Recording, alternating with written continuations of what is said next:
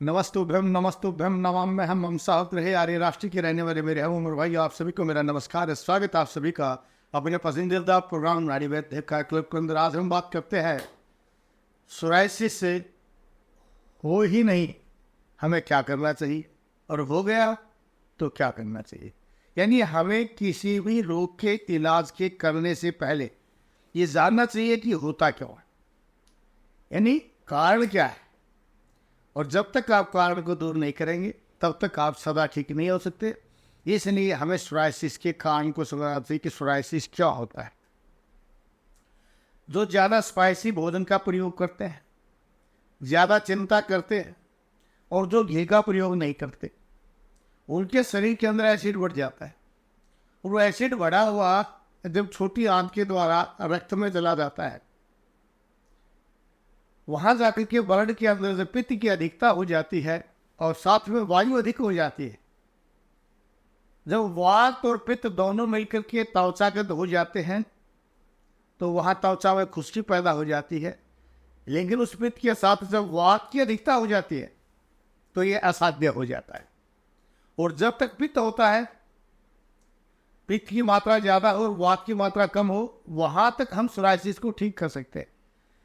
जहाँ वात की अधिकता हो गई और पित्त कम मात्रा में हो तो वो असाध्य धारण कर लेता है, क्योंकि वातज रोगों को असाध्य कहा गया है।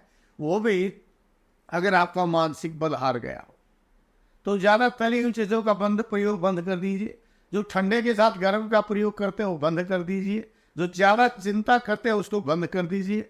और जो जैसे अचार है, अचार के साथ आप बहुत ज़्यादा दूध का अकेला प्रयोग कर रहे हैं, या बहुत ज़्यादा नमक है उसके साथ आप दूध का प्रयोग कर रहे हैं ज़्यादा मात्रा, अति सर्वत्र वर्जनीय किसी चीज़ की अधिकता जो बीमारी पैदा करती है। अब हो गया है तो हमें क्या करना चाहिए। आप 7 शीशम के पत्ते, 7 नीम के पत्ते रोज़ाना रात को भिगो दीजिए। उस समय उसको सारे पत्तों को नींव को खा जाइए। और सुबह भिगोया दोपहर को भिगोया शाम। और दूसरा फार्मूला बहुत ही अच्छा, जो मैंने 36 वर्ष का अनुभव है मेरा, जो मैं अपने औषधालय में रोगियों को ठीक करता है, उसके लिए कुटकी और चिरायता संभाग ले लीजिए। दोनों बराबर मात्रा में लेकर के कुटकी और चिरायता रात को भिगो दीजिए, सुबह पी लीजिए। उसमें तब तक पानी डालते रहिए जब तक उसमें से कड़वापन आता है। जिस दिन कड़वापन आना बंद हो जाए उसको बंद कर देना। आयुर्वेद में गंधक रसायन मिलता है। अगर आपको कहीं भी रिएक्शन ना हो गंधक का, यानी सल्फर का रिएक्शन ना हो, तो आप गंधक रसायन का प्रयोग कर सकते हैं। और वह गंधक रसायन के साथ अगर आप गंधक रसायन का प्रयोग अगर आप चिरायते के साथ करते हैं या कुटकी के साथ करते हैं तो उसका गुण और ज़्यादा बढ़ जाता है।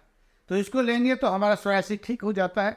लेकिन सबसे अच्छा तो इसका तरीका है, आप रक्त मोक्षण कराते रहिए सोराइसिस में, क्योंकि रक्त में गर्मी आ जाती है, वायु आती है।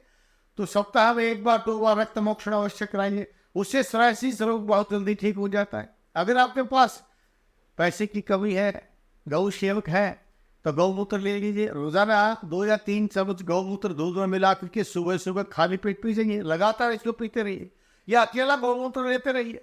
गौमूत्र के लगातार सेवन करने से सोराइसिस रोग ठीक हो जाता है। लेकिन किन रोगियों का? जिनके अंदर पित्त की अधिकता हो, क्योंकि गौमूत्र क्षारीय होता है।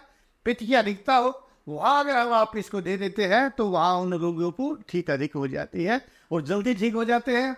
इसी तरह की वीडियोस अगर आप देखना चाहते हैं और आप चाहते हैं किसी रोग से परेशान है, आप चाहते हैं आपका पैसा बच जाए, तो आप लोग इन वीडियोस को अवश्य देखिए। अपने किसी जानकार को, जो रिश्तेदार है या जिसको आप जानते हो वो रोगी है, उस रोगी के लिए आरोग्य दान देने के लिए इसको फॉरवर्ड भी कीजिए, शेयर भी कीजिए, सब्सक्राइब भी कीजिए और बेल आइकॉन भी दबाइए। गच्छामि पुनर्मिलनाय, जा रहा हूँ दोबारा मिलने के लिए निभाओं के साथ कि आप स्वस्थ रहें, अपने परिवार जनों को स्वस्थ रखें, भारत को स्वस्थ रखें। जय भारत, जय भारत।